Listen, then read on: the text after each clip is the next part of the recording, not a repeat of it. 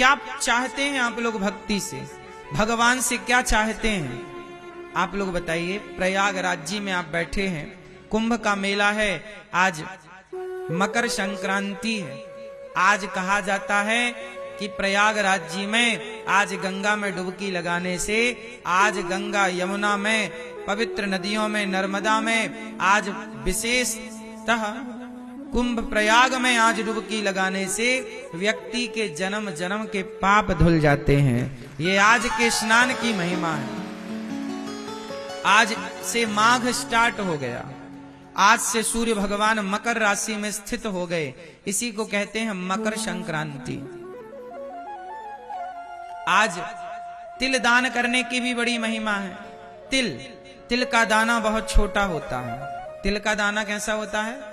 आज ही तिल के लड्डू बनाए जाते हैं, आज ही तिल दी जाती है, तिल ली जाती है ना। इसी त्योहार को लोहड़ी भी कहते हैं, इसी त्योहार को पोंगल भी कहते हैं। दक्षिण में पोंगल के नाम से ये त्योहार जाना जाता है, हम लोग मकर संक्रांति के नाम से जानते हैं, पंजाब इत्यादि में इसे लोहड़ी कहते हैं। त्योहार यही है, नाम अलग अलग हैं।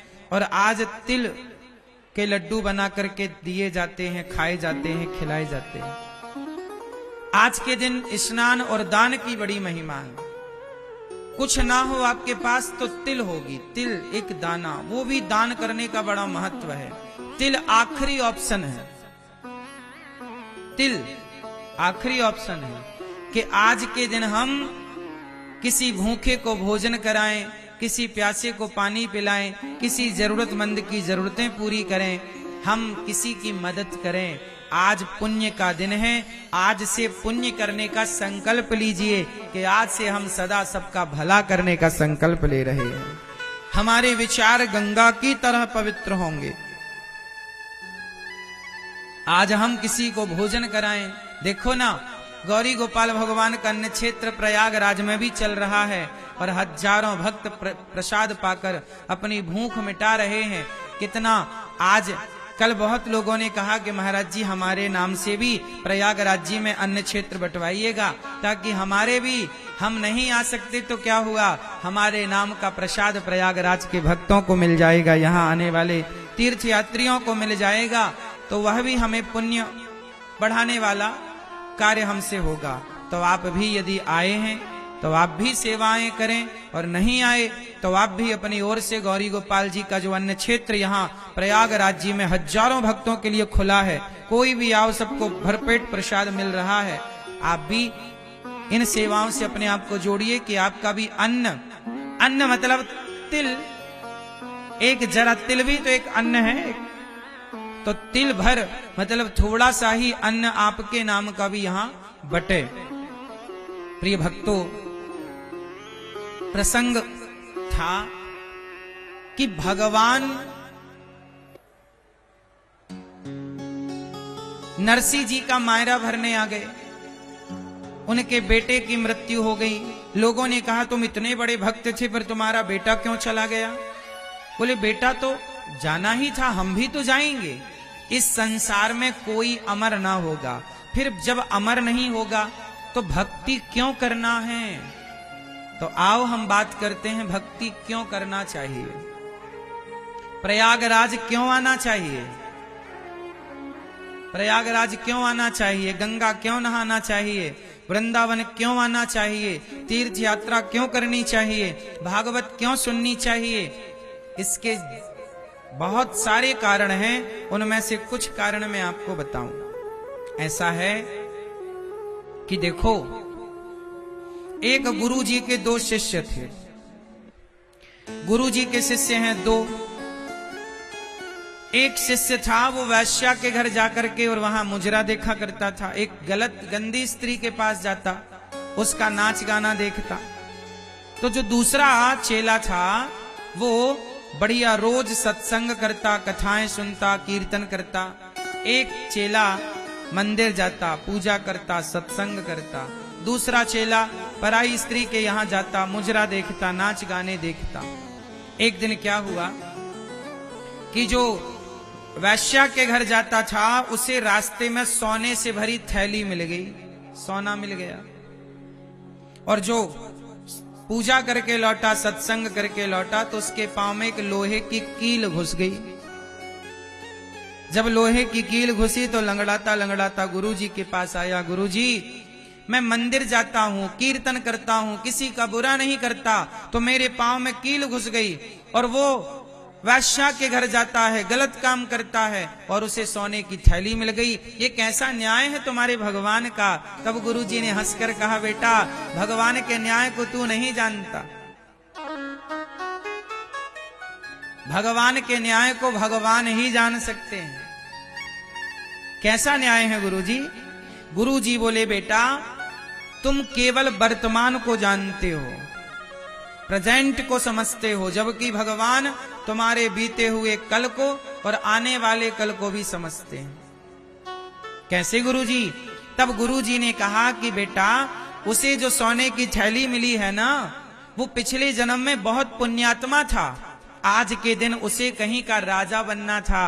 आज उसके भाग्य में राजा बनना लिखा था, पर उसने एक वैश्या की संगति करके, गलत काम करके अपने सारे पुण्यों को गवा दिया। और राजा तो बन ना सका, पर थोड़ा सा सोना मिल गया उसे। मिलना था खजाने बड़े बड़े, लेकिन पाप किया इस जन्म में, तो उसके बहुत सारे पुण्य नष्ट हो गए और जरा से पुण्य रह गए। इतना सा सोना मिला है, जबकि आज उसे क्या बनना था? राजा। और जो तुम हो ना, आज तुम्हारी जीवन लीला समाप्त होने वाली थी, आज तुम्हारी मृत्यु होने वाली थी, पर तुम भगवान के भक्त हो, तो भगवान ने तुम्हारी भक्ति को देखकर, तुम्हारी शरणागति स्वीकार करके, तुम्हारी मृत्यु को भगवान ने कृपा करके एक लोहे की कील में तब्दील कर दिया। जरा सा तुम्हें चोट लगी, जरा सा तुम्हें ठोकर लगा और तुम्हारी मृत्यु बदल गई। यदि आपके जीवन में थोड़ा संकट आए तो समझ लिया करो कि संकट तो बहुत बड़ा आने वाला था, पर जो तुमने कुंभ स्नान कर लिया, जो तुमने पुण्य कर लिए, उस पुण्य से तुम्हारे संकट जरा सा होकर के गुजर गए, छू करके निकल गए, टच करके निकल गए। हाँ या ना? तो भक्ति का हमें फल मिलता ही मिलता है, निश्चिंत रहिएगा। अच्छा बताओ, द्रौपदी ने भगवान कृष्ण की कलाई में अपनी साड़ी के पल्लू को फाड़कर कुछ हिस्सा ही तो बांधा था, कुछ धागे ही तो बांधे थे। हाँ या ना? धागा बांध दिया ना द्रौपदी ने। कन्हैया की जब कलाई पर चोट लगी तो तुरंत द्रौपदी ने साड़ी फाड़ी और कन्हैया की कलाई पर लपेट दिया। कन्हैया ने कहा, बहन, तुमने अपनी महंगी साड़ी मेरी कलाई के बहते खून को रोकने के लिए बांधी है। यदि तुम्हारे जीवन में कभी संकट आया तो जितने धागे तुमने मुझे दिए हैं बहना, एक एक धागे की कीमत चुकाने आऊंगा जरूर, मैं तुम्हारा ऋणी हो गया। देखो जरा, धागे की कीमत चुकाई कि नहीं? भगवान कभी किसी का ऋण लेते नहीं। यदि आप भगवान को कुछ देते हैं तो भगवान उसका सवाया कई गुना करके वापिस करते हैं। इसलिए कहता हूं कि जीवन में चाहे होनी होए अनहोनी होए, भगवान के आश्रित रहिएगा। ये सब खेल उसी का है। मेरा जीवन और मेरी मृत्यु किसके हाथ में है? बोलो। 6 चीजें भगवान के हाथ में होती हैं। कौन कौन सी?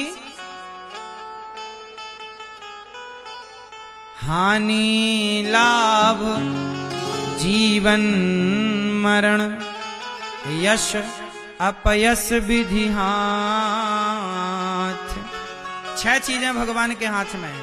हानि, बोलो हानि, बोलो हानि, लाभ, जीवन, मरण, यश, अपयश।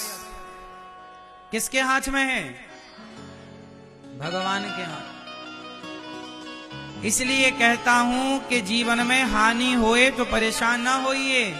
हानि उतनी ही होगी जितनी होनी है। लाभ कितना भी प्रयास कर लो, लाभ उतना ही होगा जितना विधि ने, विधाता ने तय कर रखा है। हानि लाभ ईश्वर के हाथ में, मेहनत आपके हाथ में, मेहनत तुम करो, तू कर्म कर, फल मैं दूंगा। कर्मण्येवाधिकारस्ते मां फलेषु कदाचन। तू कर्म कर, तेरे हाथ में कर्म है। फायदा कितना, नुकसान कितना, ईश्वर। हानि लाभ, जीवन मरण, कितने साल का जीवन और कब मृत्यु होगी, ईश्वर के हाथ में। और यश, कितना आपका नाम होगा, कितना अपयश होगा। इसलिए अपने हाथ में कुछ है ही नहीं, अपने हाथ में बस एक काम है कि अच्छे काम करो, समाज की सेवा करो और दिन भर श्रीमन्नारायण जपो, दिन भर सीताराम जपो, दिन भर भगवान का नाम, ये अपने हाथ में। दिन भर नाम जपो, कीर्तन करो, समाज के लिए अच्छा सोचो, सबके लिए अच्छा करो, बस। बाकी जो हो रहा है ये सब ईश्वर का खेल है। वो भेजे तो आए, वो बुलाए तो जाएं, हमारा कुछ भी नहीं है। हर हाल में खुश रहना चाहिए। कोई ताने मारे कि तुम इतने बड़े भक्त थे फिर तुम्हारे घर में ऐसा क्यों हो गया, भाई जमाने का काम है कहना, कहने दो।